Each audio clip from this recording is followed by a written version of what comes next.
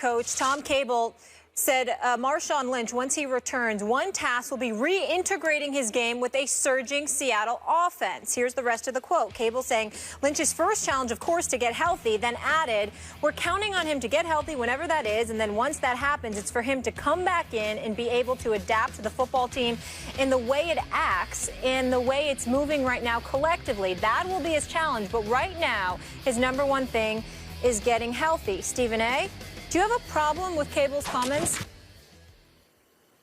Yeah, I do, actually. Let me say this. I recognize, Skip Bayless, that Tom Cable is very well respected within NFL circles.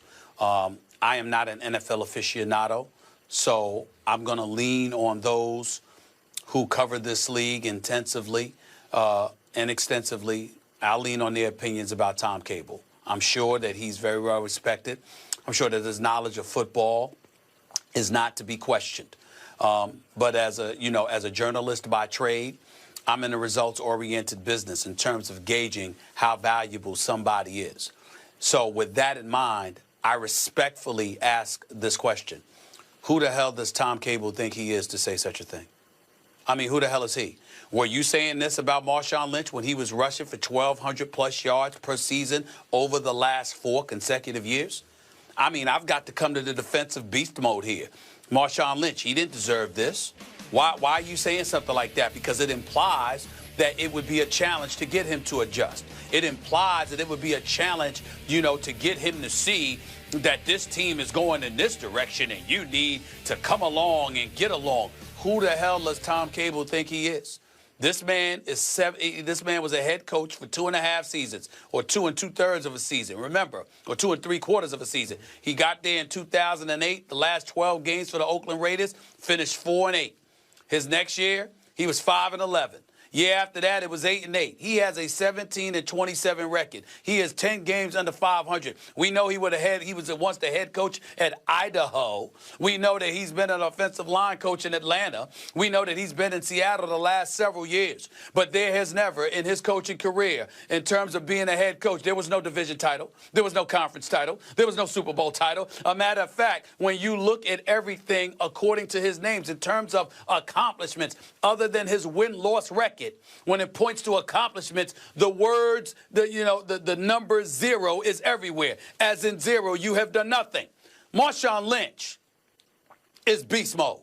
Marshawn Lynch has been primarily responsible for you having one of the top 3 rushing attacks in all of the NFL the last 4 to 5 years. And you make a statement like this. Why? Because your boy Rawls came in there and as his replacement and was playing lights out. All of a sudden, you got to disrespect and forget what Marshawn Lynch brought to the table. I got a problem with that. And I'm saying that, again, I know that Tom Cable's respected. I know that Pete Carroll values him tremendously. I'm not saying he should be valued because, again, the nuances of the profession as it pertains to him being an assistant head coach and the offensive line coach, I get that. But I think his words can easily be interpreted as somewhat dismissive of Marshawn Lynch, which I find utterly disrespectful. Beast mode deserves better than this from him. He may deserve some criticisms from us as to how he acts during interview, Super Bowl week with the media. I'm just here so I don't get fined 29 times. He might deserve to be criticized because he's not following NFL policy in terms of making himself available and answering legitimate questions. But he could go on Conan O'Brien or someplace else and answer those questions. That might be legitimate. But Marshawn Lynch, the football player, doesn't deserve to hear anything from a damn offensive line coach who never did anything when he was a head coach. He doesn't deserve that. Not from that man. It seems to me that there's a touch, at least a touch, of a lack of appreciation for what this brother brought to the Seattle Seahawks. Remember, Skip, last thing. The Seattle Seahawks and their success was predicated on 2 things: the Legion of Boom and beast mode. Russell Wilson has elevated himself to another level. Thank you. I understand that. But prior to that, they rode the coattails of beast mode. Your coach should not forget that. Operative words. That's all I'm saying. Prior to that. I have Coach no should problem. forget it. Okay, I have no problem with what Tom Cable says. And trust me on this, he doesn't care what you think of what he said or what I think or Molly thinks of what he said. I'll remind you, when Tom Cable was head coach of the Oakland Raiders, he punched out an assistant coach. He is a rough, tough, gruff, no-nonsense guy who does not varnish any of his quotes. This was an unvarnished truth from him. And you talk about results-oriented business that we're in, that we judge people by. Russell Wilson's played the 5 straight greatest games of quarterback that maybe anybody's ever played. Yeah. 19 touchdowns to 0 interceptions. He and he alone turned around the Seattle season. You should be down on your knees thanking Russell Wilson for saving your potential Super Bowl pick, because they have won all 5 games without Marshawn Lynch. And I think it's just a statement of fact that now Marshawn is going to have to find his place in a script that got completely flipped. This is no longer Marshawn's offense. It used to be his offense. This team used to go as he went, and obviously the Legion of Boom went. It was a run the ball and play defense, low-scoring kind of team.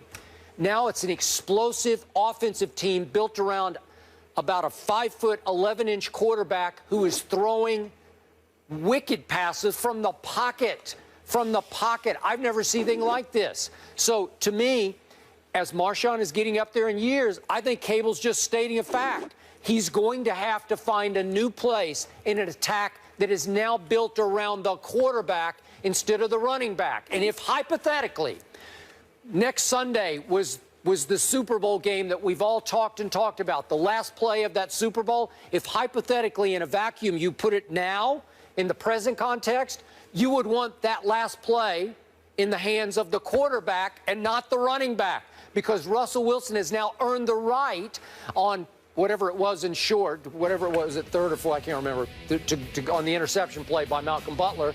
He has earned the right to have the ball in his hands and not in Beast Mode's hands. That's how great he has been, and that's all that Cable's saying is, got to find a new role for you, a new place for you, a new fit for you and your aura and your ego, if you will. Your pride is going to have to fit in a different role. That's what he's saying, and that's the truth. Well, see, the point is that your truth and Cable's truth, with Nolly nodding her head in agreement and affirmation, is irrelevant to Molly the just point. Got called out. The point is, no, she did not get called out. Because I just got to say all one of thing. y'all are getting called out. I was actually with you, because when in the quote he said he needs to adapt to this football team the way it acts, I do think it's a little bit of a shot at Marshawn Lynch and unnecessary the way he put it. I get what Skip's saying in terms of it's Russell Wilson now, the best QBR 5 straight games, but the way he put it, but I mean, now we know his character, that he doesn't mince words, he doesn't care. So I was actually with you. But that's the point. Well, thank you. That's the point. She's always with you. If this were a player. Can't win. Well, listen. If this were a player, we wouldn't be concerned about their truth. We would be concerned about how they presented themselves. So why doesn't the same get attached to the coach?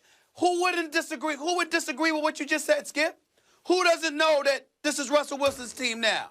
The way that he's been balling and the level that he's been balling on. We all know it. Tom Cable knows it. Why did you need to say that? If a player had said that, we literally would be up here saying, yeah, it's politically incorrect. I mean, he's got to know better, because how is this person supposed to take this? And how is that person supposed to take that? That's we do that to players all the time. This is a coach. Hold on. We do that to players all the time. Okay. It's the offensive line coach. Give me the coach. This wasn't Pete Carroll. This is offensive. Tom Cable, be quiet. Yeah. Hold on. When have we ever cared what an offensive line coach has to say? When?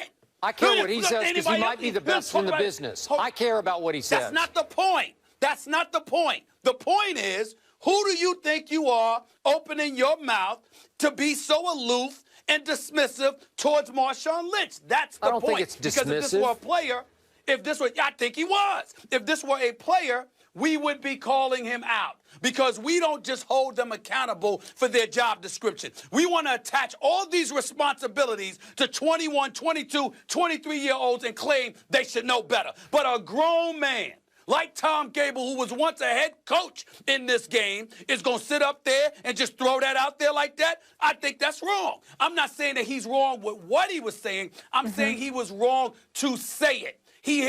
That is not his job. Coach the damn offensive line. Mind your business, leave it to Pete Carroll. Nobody want to hear from Tom Gable. That's all I'm trying to say. No disrespect to him. He's a grown man, and I respect the job that he's done. I'm saying that you crossed the line when you open your mouth chirping like that. That's Pete Carroll's job. Okay. You coach the offensive line. Maybe it's you had not. your chance to be a head coach, and you flunked. Maybe That's Pete That's what the bottom line is. Pete Carroll couldn't get away with saying that. Maybe he privately liked it that Cable said it because it needed to get said for when Marshawn comes back. And you giving me maybes. And you're giving me maybes, and I'm giving you fact from the perspective he had no business doing that, because if it were a player, we would be all over them. So why are you on offensive line, player, coach? he's a coach. Don't give me no maybe about what Pete Carroll. Maybe he did it. Maybe he did, maybe he did it. Tom Cable's man enough. If you man enough to punch somebody in the face when you are a coach, you man enough to know when to shut the hell up. You don't be talking about beast mode like that after all he's done for you for the last 5 years. You don't do that to him. That's not right. I liked it. We have to go to break, but I have to say one thing. Maybe it's a Bill Parcells approach. Break him down, build him up. Maybe he's trying to motivate the guy. I agree that it shouldn't have been said the way it was, but we don't know. All right. All these maybes. We know he had no business doing it. We don't know that. Next question. Yes, we do. Yes, we do. We got to leave it there. Up next, all has been quiet from RG3 in D.C. One player thinks he's helping the team on the field. We'll tell you who that is after the break. On the Hook is brought to you by Bass Pro Shops. Your adventure starts here.